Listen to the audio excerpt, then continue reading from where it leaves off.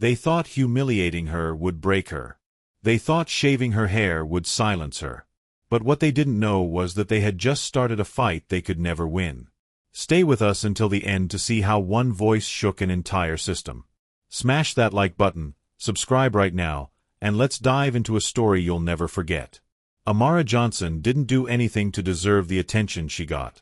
She walked through the school hallways the same way every day, hoodie up just enough to focus but never to hide, slipping between crowds like a shadow that didn't want to take up too much space. She wasn't loud. She didn't cause trouble. She didn't need a spotlight. But sometimes, being yourself is enough to make you a target. For Amara, it was her hair. Thick, full, shaped proudly into a natural afro the way her mother taught her since she was little. It wasn't just a style, it was a crown, a piece of history she carried with her. But at Madison High, where standing out meant inviting stares and whispers, her crown drew the wrong kind of attention. It started small.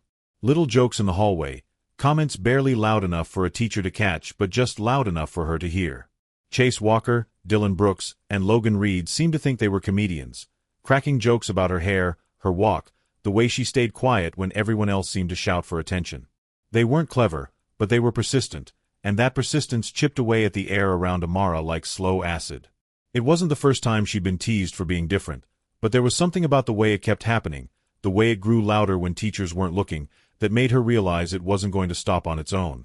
Chase would smirk at her as she passed by, tossing out words like fuzzball or vintage when he thought he was being funny. Dylan would laugh too loud, elbowing Logan, who usually stayed a few steps behind filming little clips on his phone to send around later. Some days they'd whisper Angela Davis in mock seriousness, pretending like they even knew what it meant. They didn't. They weren't laughing at a joke, they were laughing at her. Most days, Amara tried to ignore it.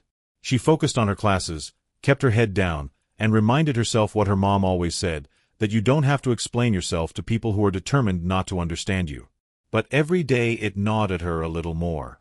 The stares, the fake coughs, the stupid comments as she walked by, like somehow just existing was enough to make her a punching bag. What made it worse was how normal it all felt to everyone else. Teachers barely noticed, and when they did, they brushed it off as boys being boys or teenagers just teasing. No one ever really asked how it felt to be on the other side of it, how heavy it was to carry that weight every day. By October, the teasing wasn't just background noise anymore. It was an expectation. Every time Amara walked into a room, she braced herself for it. And every time she kept her cool, every time she didn't react, it seemed to egg them on more. Like her silence was some kind of challenge they were determined to break. Deep down, she knew why they did it. People like Chase, Dylan, and Logan needed someone to feel bigger than, someone to mock so they could feel important in a world that otherwise overlooked them. But knowing that didn't make it easier to swallow. It didn't make the laughter sting any less or the whispers feel any lighter. What hurt the most wasn't even the names or the jokes. It was how invisible the truth of it was to everyone else. It was how the hallways stayed busy, the teachers stayed distracted, and the walls stayed silent while she learned to carry that weight alone. She didn't want to fight. She didn't want to make scenes. She just wanted to be left alone. But sometimes, when the world keeps pushing at you, keeps pretending you're the problem for simply existing, there comes a moment when silence stops feeling like strength. Amara didn't know it yet, but that moment was closer than she thought. The worst days often start out feeling normal. That morning, nothing seemed different. The sky was the same muted gray it always was in late October. The hallways buzzed with the usual noise of lockers slamming, sneakers squeaking, and voices blending into a messy background hum. Amara moved through it the way she always did, steady and quiet, her hoodie up halfway, her head low but not bowed. She didn't expect anything to happen today. She had learned to predict the jokes, the snickers, the side comments. They were ugly, but they were manageable. What she didn't know was that Chase, Dylan, and Logan had decided today was going to be different. It was fourth period history, a class Amara usually welcomed because it was boring enough to disappear into. Mr. Bennett, the teacher, looked tired from the moment he walked in, flipping through papers like he was counting down the minutes until lunch. About 10 minutes into class, he announced he had to step out to the principal's office and told everyone to stay put, stay quiet, no phones. He didn't wait for an answer. The door clicked shut behind him, and the second it did, the room shifted. At first, it was just silence. A few kids shuffled in their seats. Someone coughed. The clock on the wall ticked too loudly. Then Chase stood up, stretching like he had all the time in the world. Dylan followed, cracking his knuckles as if gearing up for something. Logan stayed seated but pulled out his phone, tilting it just enough to catch everything that was about to happen. Amara felt the change in the air before she even heard Chase's voice. He called her name, too loud, too casual. She didn't answer. She knew better. When she kept her head down, he laughed and said something about how tired her hair looked, about how it needed a fresh cut. She ignored it, staring harder at her notebook even though the words on the page blurred. But then she heard it, the sharp electric buzz of clippers. Her heart skipped. She turned her head just slightly, just enough to see Chase holding a pair of clippers in his hand, smiling like this was just another joke. Her instincts screamed at her to move, but before she could stand up, Dylan was behind her, grabbing her wrist and shoving her back into her seat. Her chair screeched against the tile floor. She fought, yanking her arm, twisting her body, but Logan had moved too, steadying the back of her chair with both hands. Panic clawed up her throat. She shouted at them to let her go, her voice cracking from how fast her chest tightened, but they just laughed, telling her to relax, that it was no big deal. Then Chase leaned in with the clippers buzzing. The first swipe was fast and brutal, cutting a jagged line through the left side of her afro. Hair fell onto her desk, dark curls scattered like ripped pieces of herself.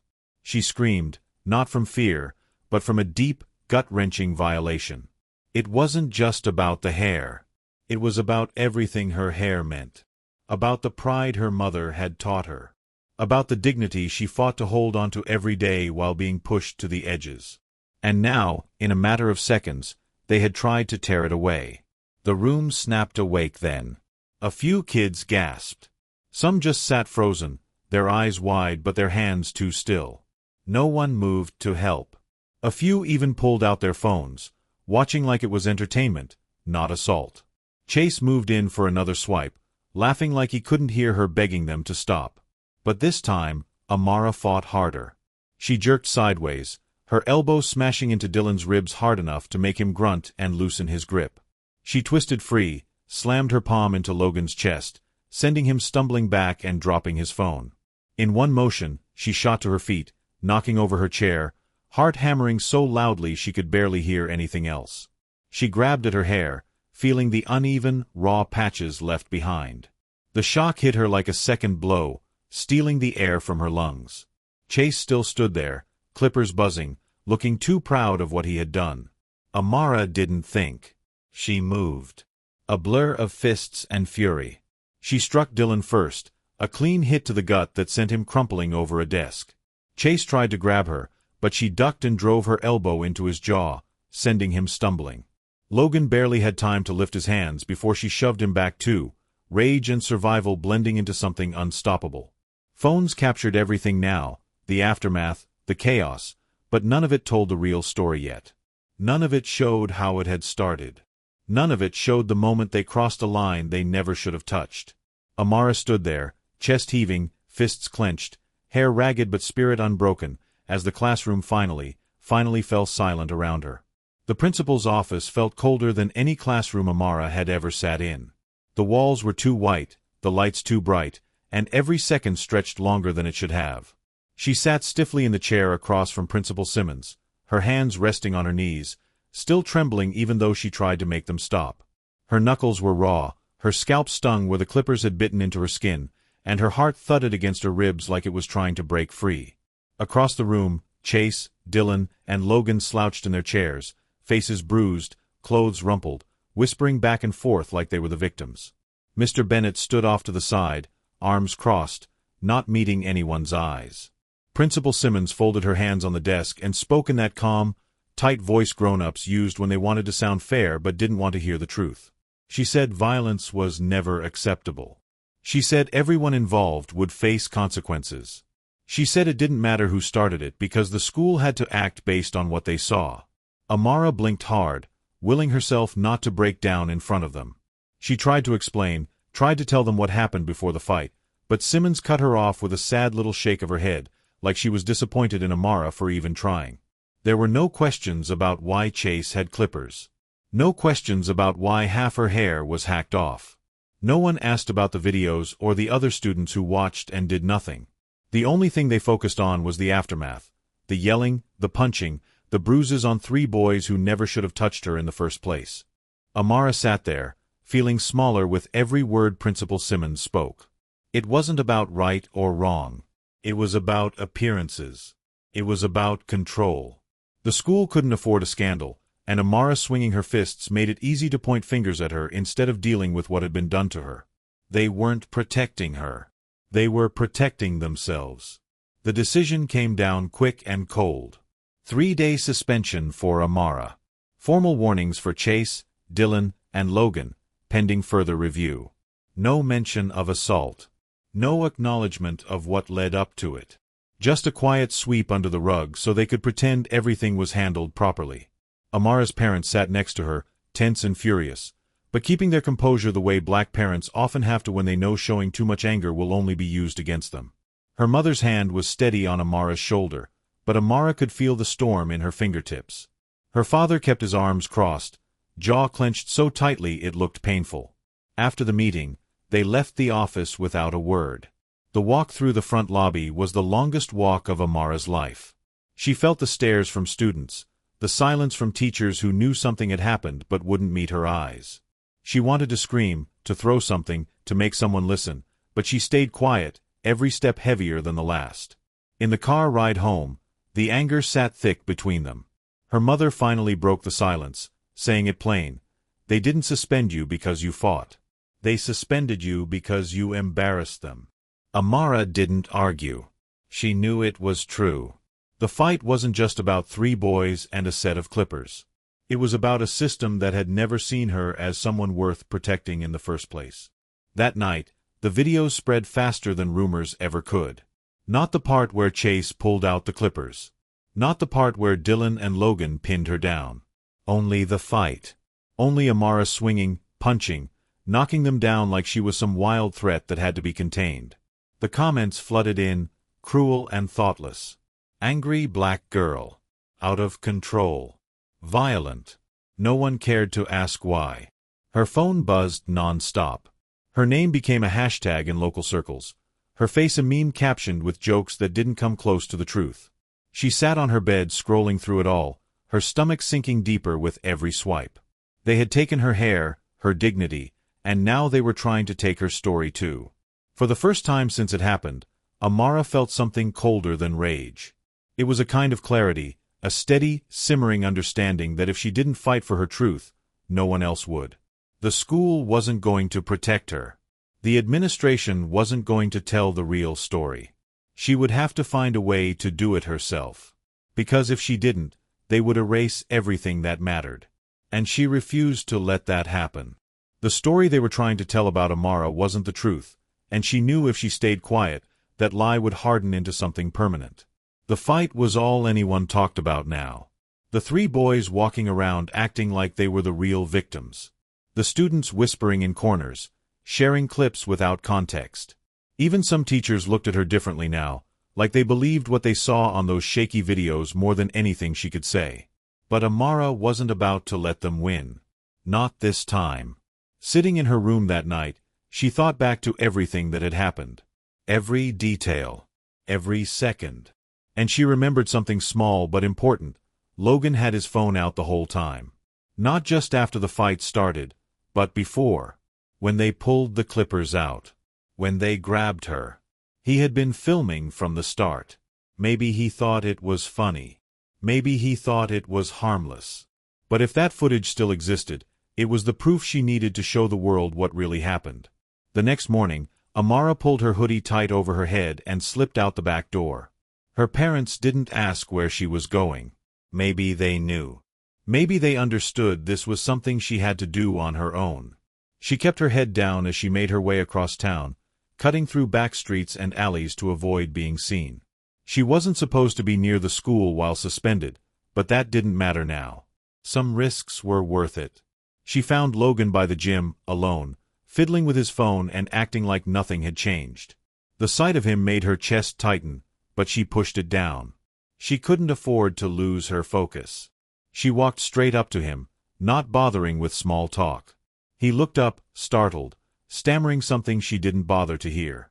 She demanded the phone. His hands tightened around it. He tried to laugh it off, tried to act like it wasn't a big deal, but Amara wasn't playing games.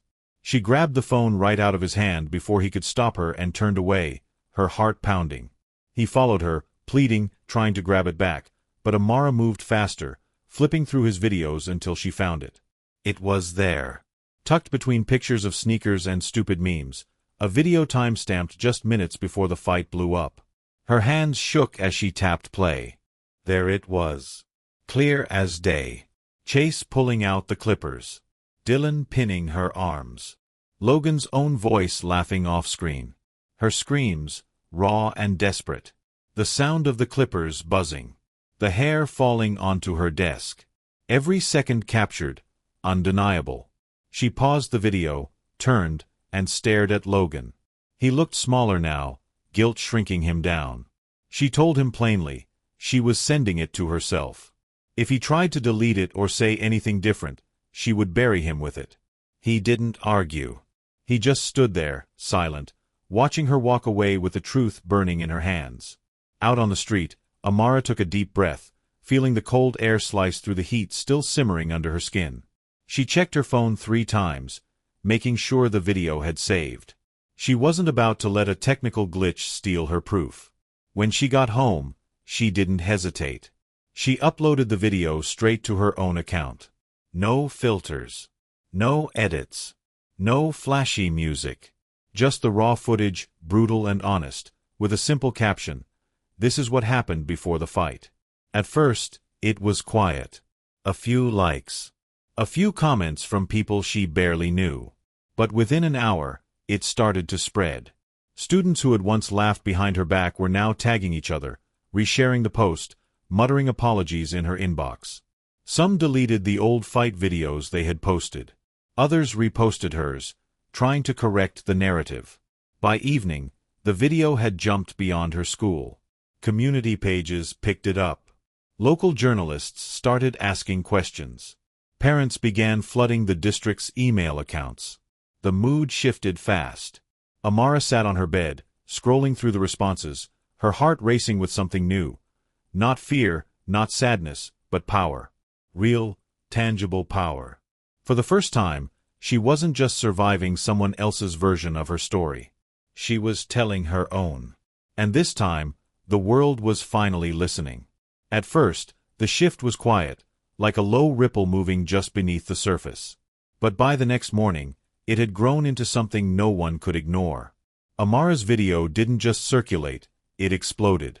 It passed from phone to phone, inbox to inbox, getting reposted with captions like "This changes everything" and "See the full story." Students who hadn't said a word to her in months were suddenly sending her messages. Some apologized. Some said they were sorry they laughed. Others just said they didn't know. She didn't answer most of them. She wasn't interested in hearing how people didn't realize what was happening right in front of them. She cared about something bigger now. The truth wasn't just hers anymore. It had become a force of its own. By the end of the first day, parents were calling the school. The district office started getting flooded with emails and voicemails demanding answers. Some came from parents who had seen the video on community Facebook groups. Others came from people who didn't even have kids at Madison High, but were angry enough to speak out. It was no longer about one fight in a classroom. It was about the system that allowed it to happen. The local news caught on faster than anyone expected. A community journalist reposted Amara's video, writing a short thread about racial bullying and administrative failure. Then bigger pages started sharing it. Youth organizations reposted it with calls for justice. Civil rights groups started tagging the school district in posts demanding change. The energy shifted sharply. For the first time, Amara wasn't the one under scrutiny, the school was. At Madison High, students who had spent months turning a blind eye were now whispering about protests. Someone started a petition to revoke the boys' warnings and reopen the investigation into what happened. Within a day, it gathered over 2,000 signatures. Students started printing out screenshots from Amara's video and taping them to lockers and classroom doors. They weren't vandalizing. They were making a point.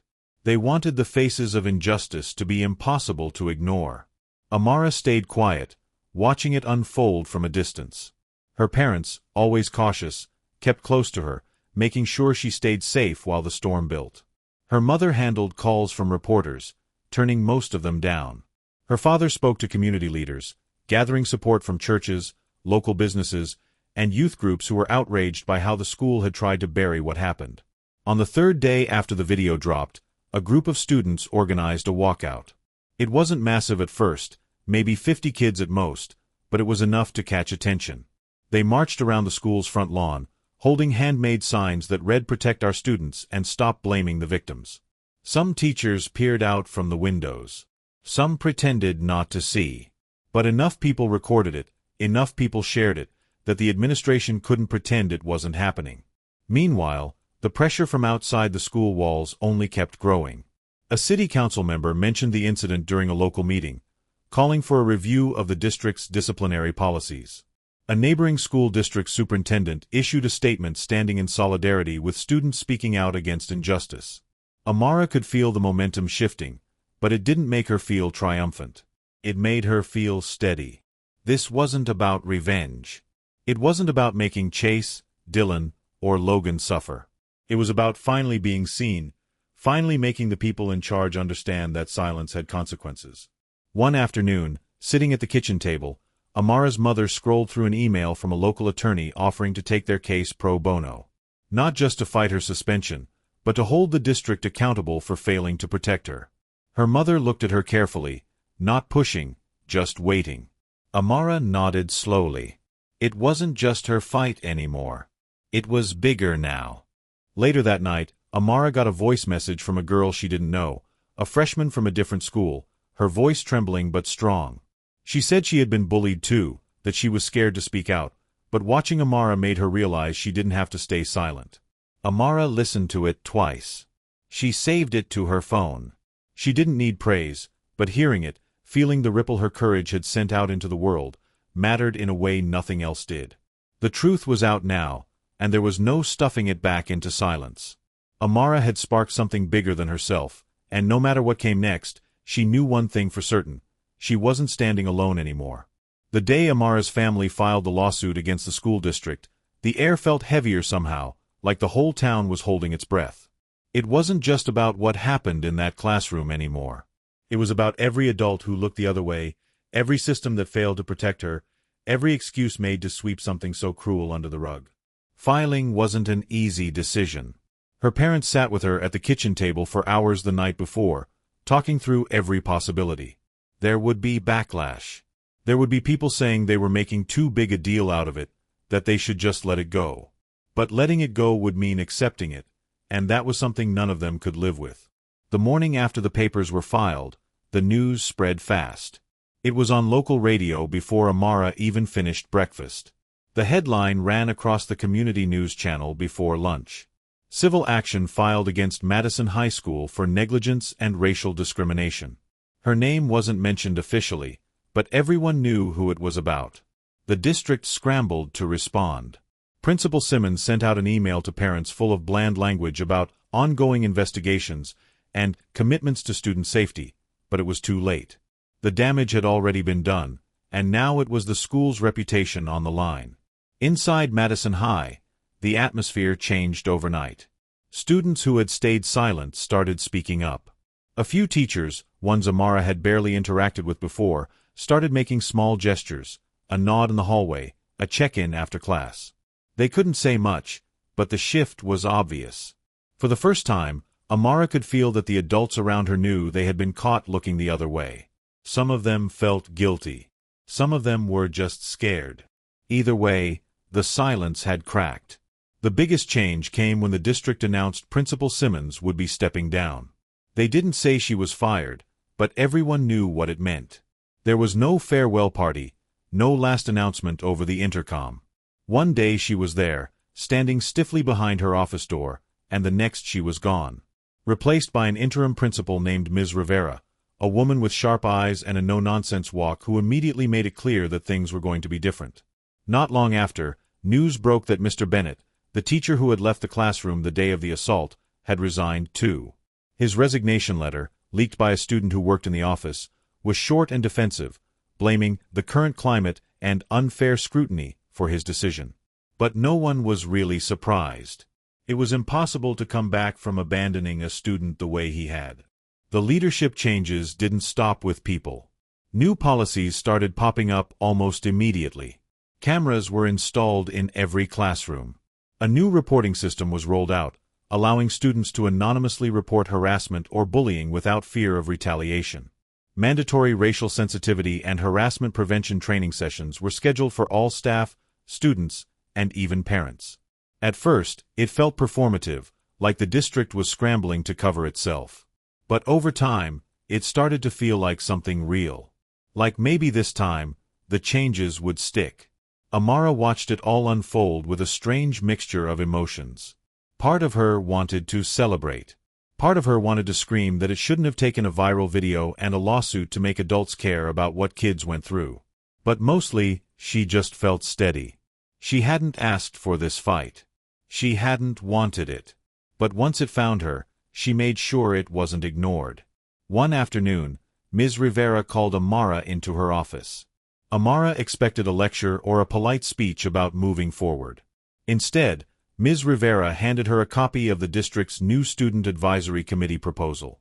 There was a seat reserved for a student advocate, and they wanted her to consider it.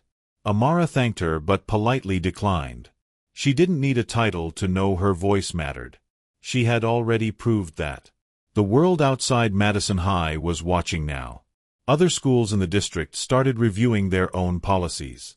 Parent groups started forming to demand better accountability.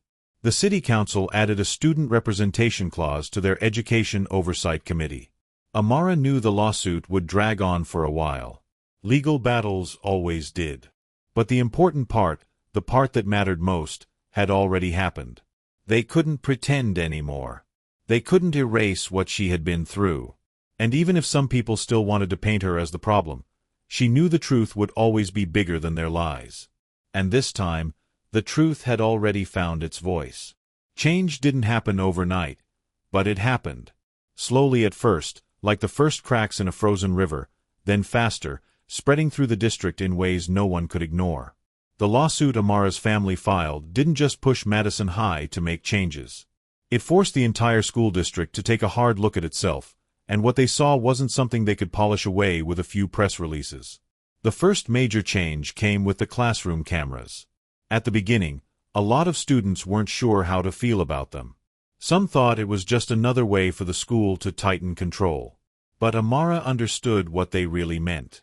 Those cameras weren't about watching students. They were about protecting them. About making sure that if someone ever tried to humiliate or harm another kid again, there would be proof that no one could twist or erase. Next came the new reporting system. Anonymous tips could now be sent directly to a third-party hotline. No more worrying about a teacher brushing off a complaint or a principal deciding it wasn't serious enough to log. Every report triggered a review. Every report was tracked. For the first time, students had a way to speak without fear that their words would disappear into a filing cabinet no one ever opened. Mandatory training rolled out across the district too. Every teacher, every staff member, every coach had to complete courses on racial sensitivity, harassment prevention, and implicit bias. Students had their own workshops, not as an afterthought, but built right into the curriculum. Parents were invited to optional sessions as well, and enough showed up that the district had to add extra dates to accommodate them all. Some teachers grumbled. Some parents rolled their eyes. But most understood. They saw what had happened to Amara. They saw what happened when silence was the loudest thing in the room. The school board didn't stop there. They created a new Office of Student Equity, staffed with counselors and advocates whose only job was to make sure no student ever felt as alone as Amara had that day in the classroom. They established student leadership councils at every high school, giving real power to student voices that too often had been ignored. The changes reached beyond policy too. You could feel it in the hallways. Teachers paid closer attention. Students thought twice before making cruel jokes. People started to understand that actions had consequences, that laughing along could hurt just as much as swinging a fist. It didn't erase everything overnight. It didn't fix every problem. But it shifted the ground just enough to make it harder for the old ways to stay hidden. Amara watched it happen with a quiet sort of pride. She didn't march around claiming victory. She didn't need to. Her impact was stitched into the fabric of the school now, woven into every new rule, every new conversation about safety and respect. And she wasn't alone in carrying it. Other students she barely even knew, started standing up when they saw something wrong. They spoke louder now, not because they weren't afraid, but because they knew their voices had weight. Sometimes people would stop her in the hallway, just to say thank you. Sometimes it was a teacher nodding as she passed. Sometimes it was a freshman she didn't recognize, wearing their hair natural and proud, who smiled in a way that didn't need words. Those moments meant more than any headline or viral post ever could. At school board meetings, parents who once would have stayed silent began speaking up. Some demanded even stronger protections. Some asked hard questions about what took so long.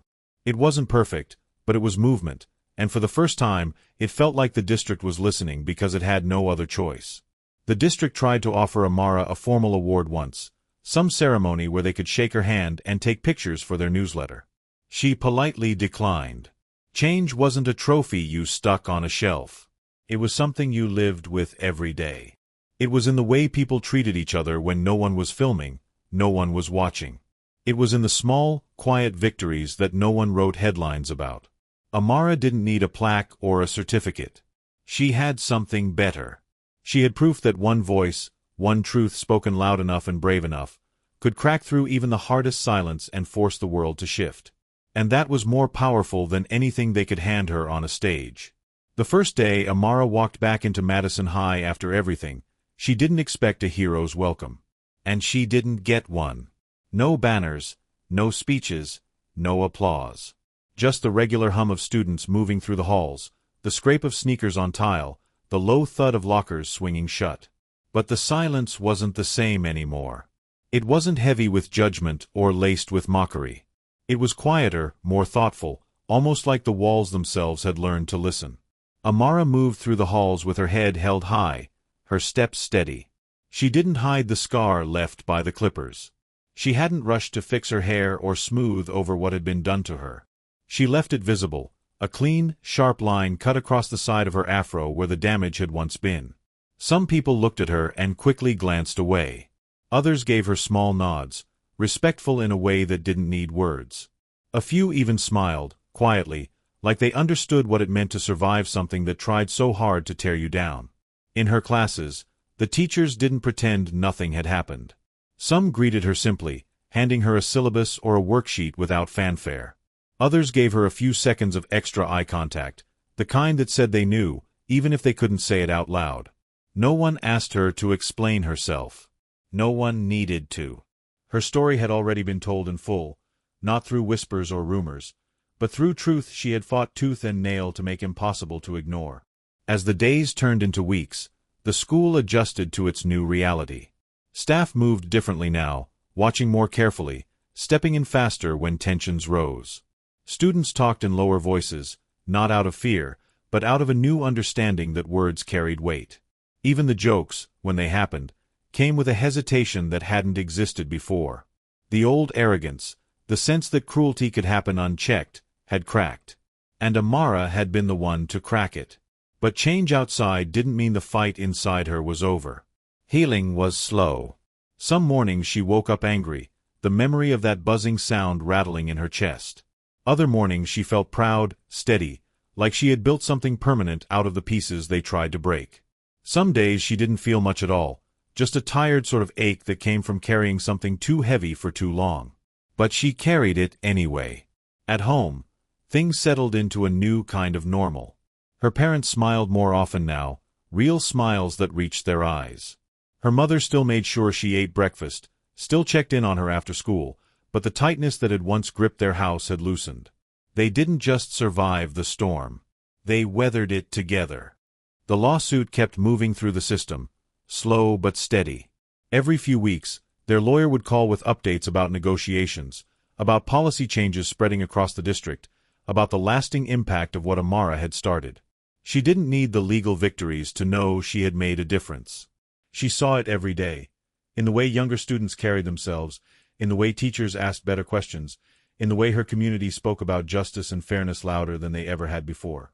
Sometimes late at night, Amara would scroll through the messages still sitting in her inbox. Some from strangers thanking her. Some from kids sharing their own stories of being bullied, ignored, silenced. One message stayed pinned at the top, a photo of a young girl with her natural hair out, smiling shyly into the camera, captioned simply, "You made me brave." Amara never responded. She didn't know what words could possibly be enough. But she carried that message with her, tucked somewhere deep, a quiet reminder of why she fought in the first place. She didn't want fame. She didn't want pity. What she wanted, and what she had earned, was the right to exist fully and proudly without apology. She didn't owe anyone forgiveness. She didn't owe anyone her silence. What she gave instead was a legacy stronger than anger, bigger than fear. Amara Johnson wasn't just the girl who fought back. She was the girl who stood up, who refused to be erased, who turned one act of cruelty into a movement toward something better. And in the end, that was the story that mattered most. Not what was done to her, but what she chose to do next. In life, the loudest voices aren't always the ones telling the truth.